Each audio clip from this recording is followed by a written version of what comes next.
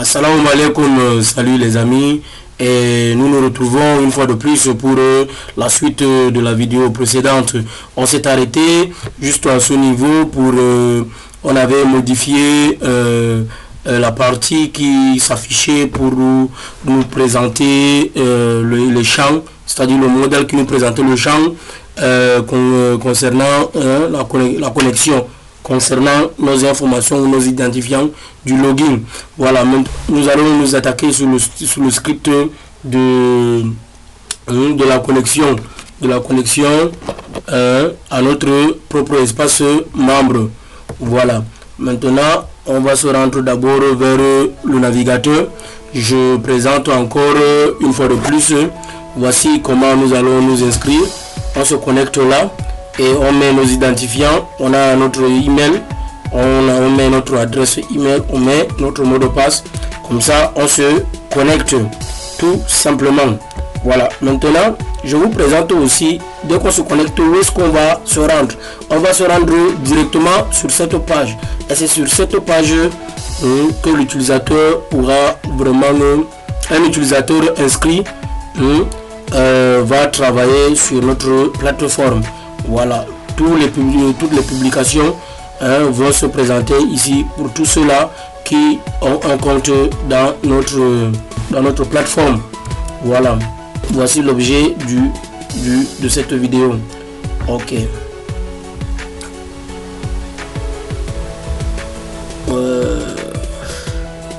C'est bon, on va se rendre maintenant sur notre éditeur. Sur notre éditeur, on va essayer de réduire la partie d'inscription parce que cela ne va plus nous servir à grande chose. On va juste réduire, on va utiliser quelques outils là-bas. Voilà, ici on va dire si le bouton connexion est validé. Alors on dit if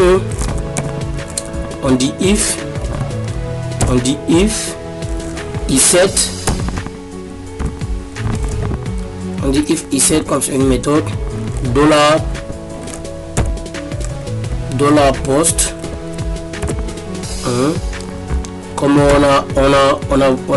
on utilise la méthode post, $post connexion.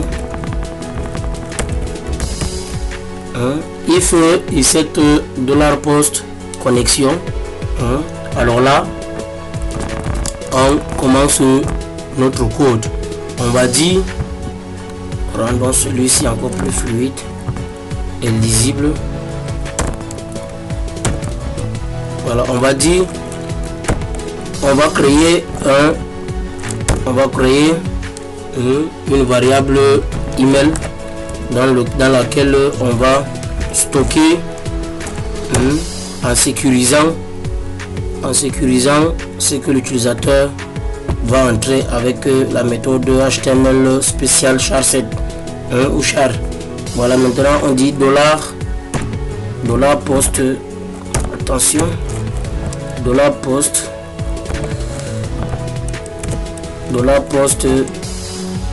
ce qu'il va mettre, n'est-ce pas, $post email. Je crois que on avait nommé email. Je vous présente celui-ci, ce dernier, avec son nom email. Voilà. Maintenant, on va continuer là en disant, voilà, en clôturant avec un point virgule. On va encore récupérer ce que l'utilisateur va entrer dans password. On va créer notre petite variable qu'on va nommer password. On va lui donner, on va hacher une fois son password pour vérifier plus tard avec la version qui est déjà enregistrée, puisqu'on a enregistré la version hachée dans la base de données. Et quelle est la méthode avec laquelle on a haché avec SHA, SHA1.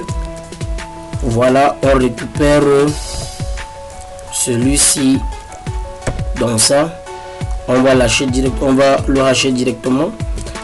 $post de la poste password, de la poste password. Si vous voulez que je vous rappelle encore, il faut, nous allons nous rendre dans la vue. On avait nommé ce dernier, on l'avait nommé password. Ok, voilà. Maintenant, si on a déjà récupéré nos deux variables, alors on peut alors déjà les manipuler. Comment les manipuler ici? Comment manipuler quelque chose qui n'est pas, qui est vide? Comment manipuler une variable vide? Alors là, cela est très impossible. Alors, on vérifie si l'utilisateur a renseigné les champs de ces identifiants correctement. Dans le cas contraire, on va le renvoyer, le refaire. Voilà, on va dire if la condition c'est la condition, on va dire on va utiliser not empty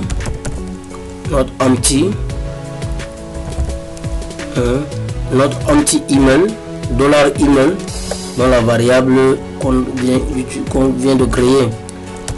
Si celui-ci n'est pas vide, on va dire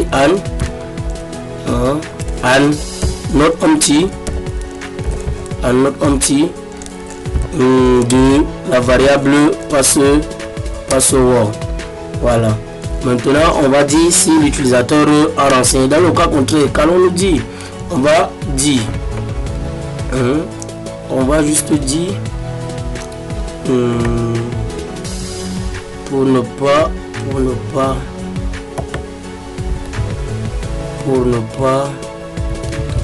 répéter les codes d'erreur, on va juste récupérer celui-ci.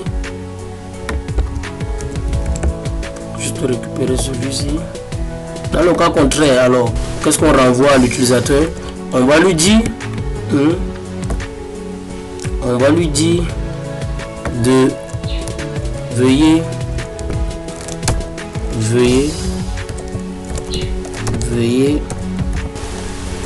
renseigner tous les champs. Veuillez renseigner tous les champs. Ok, dans ce cas, je vous ai dit dans la vidéo précédente qu'il ne faut pas tenir compte de ces deux variables qui suivent la variable d'erreur, puisque chez moi je les ai intégrées juste pour designer un tout petit peu l'interface plutôt. Voilà, donc celui-ci, ces deux variables, pas que ça vous embête autant. Vous pouvez même les laisser parce que ça ne va pas beaucoup vous servir. Maintenant, nous allons faire une vérification simple dans la base de données par une requête. On va dire $vérification égale à $db avec la méthode prepare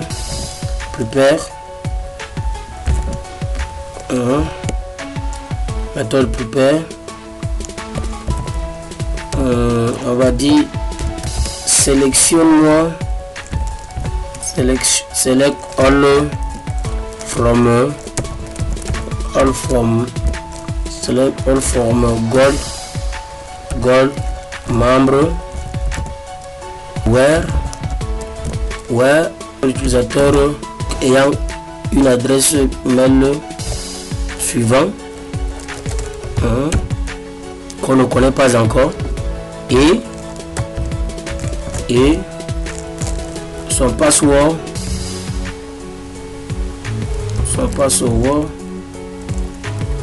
donc le password entré dans le champ. Voilà, maintenant on va maintenant renseigner ces deux interrogations qu'on ne connaît pas encore. On va dire toujours vérification. Maintenant on va l'attribuer pour l'exécution. On va l'exécuter avec la méthode exécute, la méthode exécute dans un tableau, in array,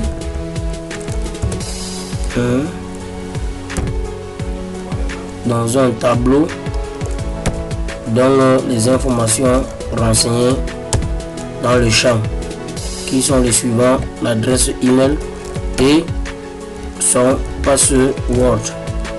Voilà, je vous rappelle à finir toujours vos instructions avec un point virgule.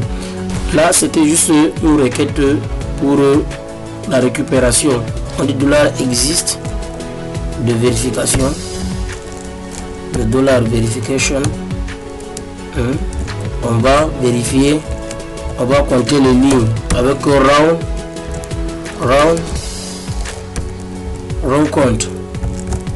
Avec la méthode round count, tout simplement, on finit par un point virgule. Maintenant, si ça existe, on va faire encore une condition. Si l'utilisateur existe, if l'utilisateur existe, donc if existe, $existe égal à 1, c'est-à-dire si l'utilisateur vraiment existe. On va dire quoi? On va lui dire d'exécuter le code. Dans le cas contraire, on aura une erreur. On va créer notre variable d'erreur là. On va lui dire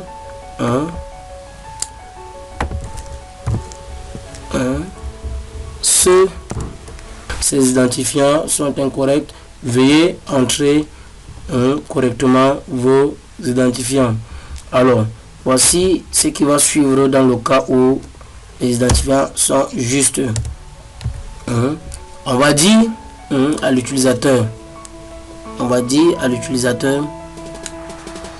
plutôt à, on va dire gold membre. On va collecter ici ces informations. Alors là, on va dire $verification, on va prendre pour la vérification si on va maintenant les collecter avec une méthode. On va les récupérer avec une méthode qu'on appelle le fetch tout juste. Alors là, on va créer les sessions. Pour créer les sessions, on doit aller démarrer la session au début, ici juste en bas de la balise ouvrante du PHP. On va dire session start. Voilà, on va dire session start juste pour démarrer les sessions. N'oubliez pas de mettre un point virgule à la fin. Alors là, comme on a déjà démarré nos sessions, on va alors récupérer les informations de gold membre qu'on a déjà collecté ici, qu'on va éjecter individuellement dans les sessions. Voilà, maintenant on va créer notre première session. On va dire $session, on va dire id membre comme ceci, égal à $gold. Voilà son identifiant, son ordre d'arrivée ici. N'oubliez pas de mettre un point virgule à la fin et voilà, on va multiplier là,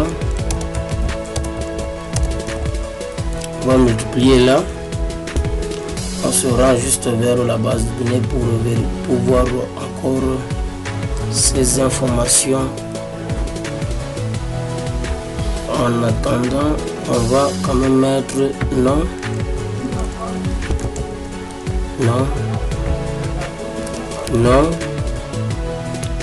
prénom, ici, prénom, on aura email,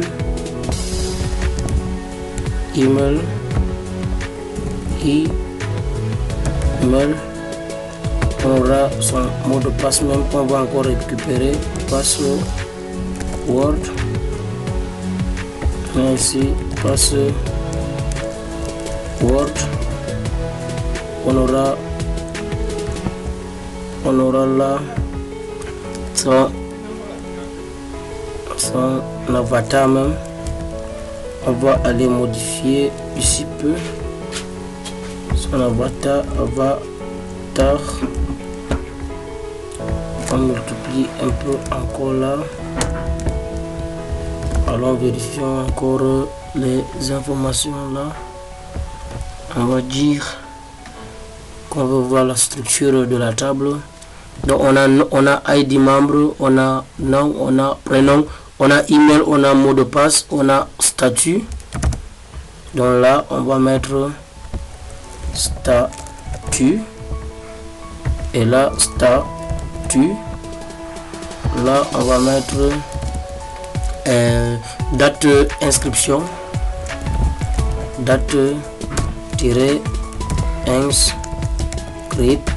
Inscription. Et c'est bon. On sauvegarde, on se rend vers la table même. On ajoute une ligne d'attribut juste derrière après le mot de passe. Juste après le mot de passe. On va l'appeler avatar. Voilà. Ça sera en varchar 250, c'est bon. Alors tout est ok, on va l'enregistrer. Ok, voilà, c'est bon. Nous allons nous rendre dans le script d'inscription pour aller modifier un tout petit peu.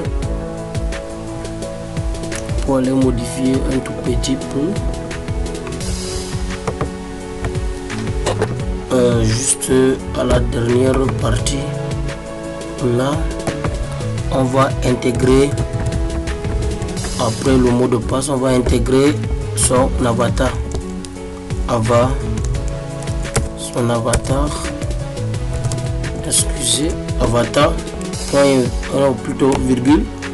On va ajouter là l'interrogation, et puis on va mettre derrière le mot de passe, derrière le password aussi, on va mettre par défaut, c'est default, on va le nommer comme ça, default, point, plutôt virgule, et on sauvegarde. Voilà, maintenant c'est ok. Nous allons fermer, nous allons réduire le script d'inscription. On va continuer dans la connexion. Alors, si toutes les informations de l'utilisateur sont conservées dans la session, alors qu'est-ce qu'on va faire? Il va falloir qu'on le renvoie dans sa page de profil. Alors qu'est-ce qu'on va dire? On va dire une petite condition pour plus de sécurité. On dit encore if i7 dans $, attention, $, ds, on va trouver session, $session, on met pour son ID membre. S'il existe, donc si